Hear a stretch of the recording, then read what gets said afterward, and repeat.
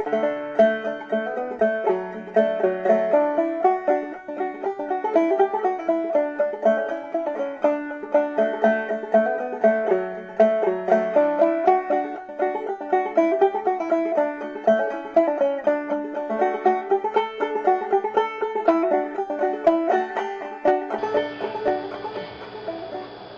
good morning.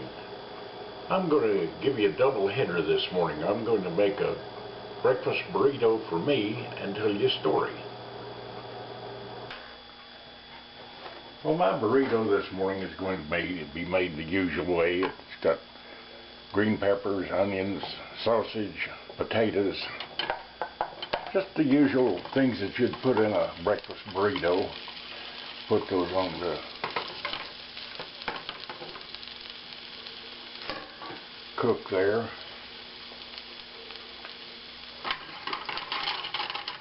Start heating.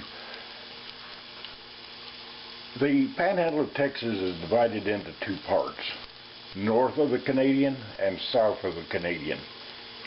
If you'll look at this map here, you'll see that Amarillo and Border on the south side of the river, and there's few towns on the north side. And the river doesn't look like much, but in the summer and spring and summer, it's a raging torrent a mile wide and I don't know how deep, and taking everything with it as it goes toward the ocean. It's the snow melt in the mountains of New Mexico and the mountain range, and it's an absolute torrent and there's no way to get across it.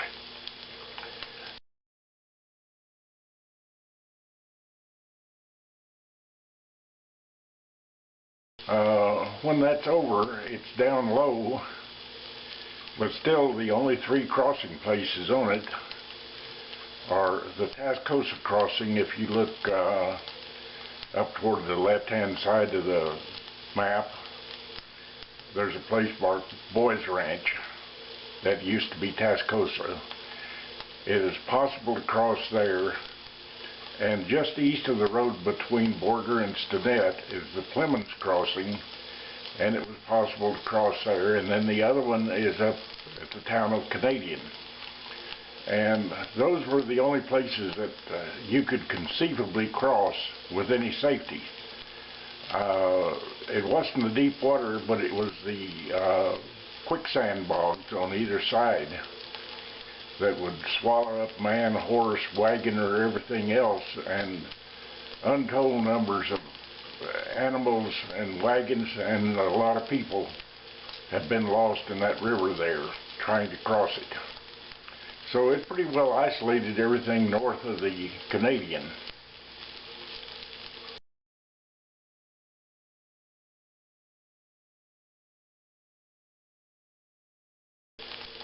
My ancestors were able to cross the Canadian, I think most all of them at the Clemens crossing, in the late 1800s to establish homesteads and whatnot there. My grandfather followed right along behind the Archer family. The Archer family went to about 5 miles north of the town of Stinnett, where they settled. But my grandfather only made it a couple of miles and found a dugout dug back into the bank of a little creek there called Cottonwood Creek. It's lined with cottonwood trees and had lots of things growing along it, and also it had a good water supply and was flowing with water. And he moved into that for a couple of years. And I've established the date as around 1895, based on the age of the little boy sitting in the middle, which is my dad. He was born in 1892, and he looks to be 5, 6 years old in that picture.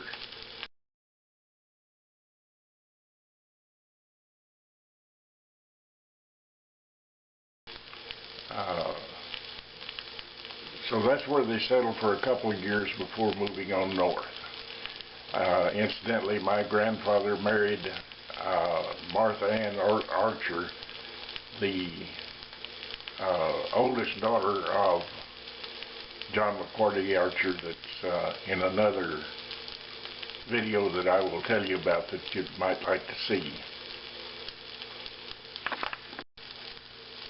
This is a picture of my mother's mother, my grandmother, standing in front of the house that my dad built in the town of Signal Hill, which is roughly a mile from the cabin where, or the dugout in the other picture.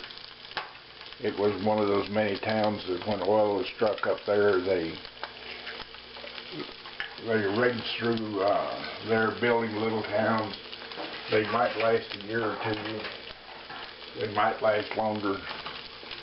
But they, as soon as they found out that the oil wasn't that plentiful or that widespread, the towns began to die. And by 1934, Signal Hill no longer had a single house in it. My dad picked that house up and moved it a mile west. He leased that section of land there on a long-term lease. The owners wouldn't sell it, but they'd give a long-term lease at 50 cents an acre. And my dad leased that as our ranch for a number of years. And the house that on the west end of the ranch there, about just almost a mile west of that creek, until it moved into Stinnett.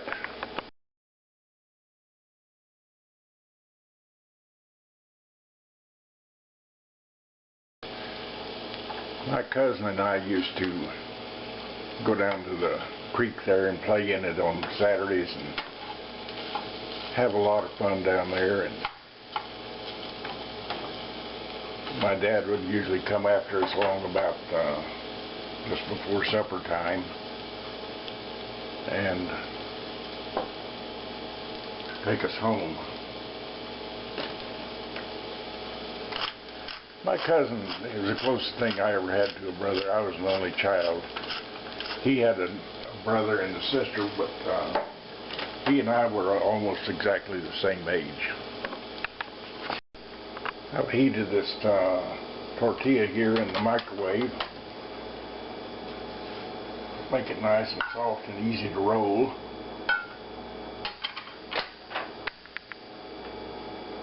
A little sriracha sauce on it.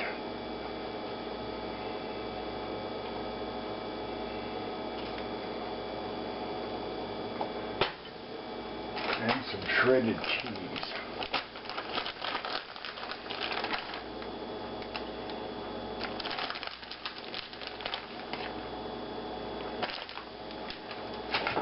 Now I'll roll it up.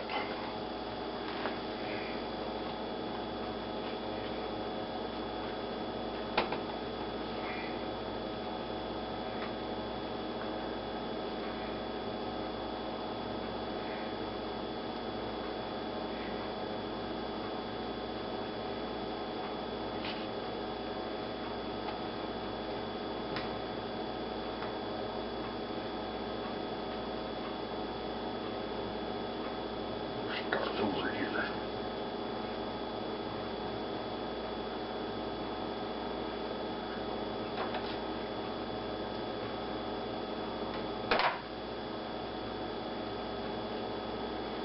And squeeze it to keep it round. And put this paper towel around it. There's a clock there. Now I'm going to tell you, go to the table and I'll finish my story there. Well, as I said, my cousin and I were almost the same age, about 6 months difference in ages.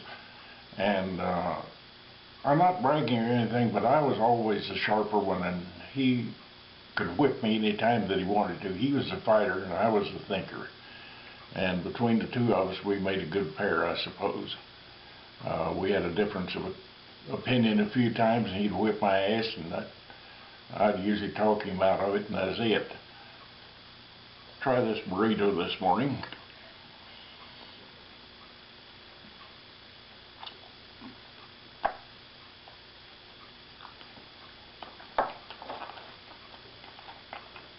It's good. As I said, that when we were kids, all 8, 9, 10 years old, and living only about 3/4 of a mile from Cottonwood Creek, we'd go down there and spend the days on weekends and have a lot of fun. And my dad would usually come down in his pickup to get us along about supper time. And quite often he'd bring a little gift of some kind to us, a piece of penny candy or something. And this one day my cousin had caught this huge grasshopper. It was a good 4 inches long. I don't know, you don't see them very often. It looks the same as the rest of the grasshoppers, which are about 1.5 inches, but this one, he is the king of grasshoppers. And he's also pretty damn mean. He's got a kick on him and spurs on his back legs, and he can draw blood with those if he gets to kick you, and a mandible type mouth for eating grass and whatnot, and he can draw blood that way.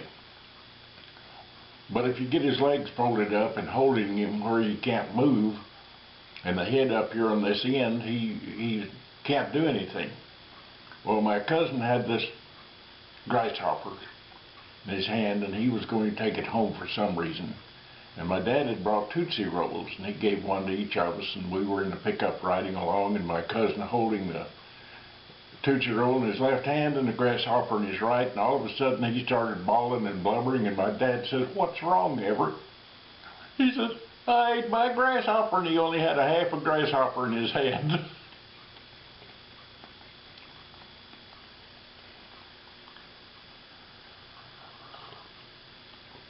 I forgot to mention, there is another video on the Archer family, my great-grandparents, who arrived in the Panhandle just ahead of my direct parents.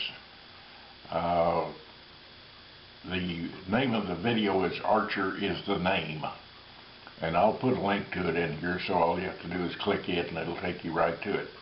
And it's a rather interesting history of the Panhandle of Texas, so you might want to watch it too. Actually, it's in 2 parts. There's a part 1 and part 2.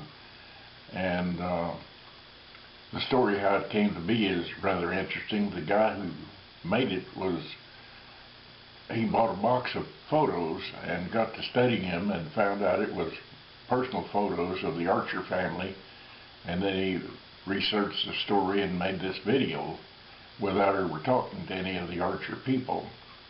And then after he visited with all of them, he made part 2 for it. Thanks for watching my videos, and God bless America, and God bless Texas.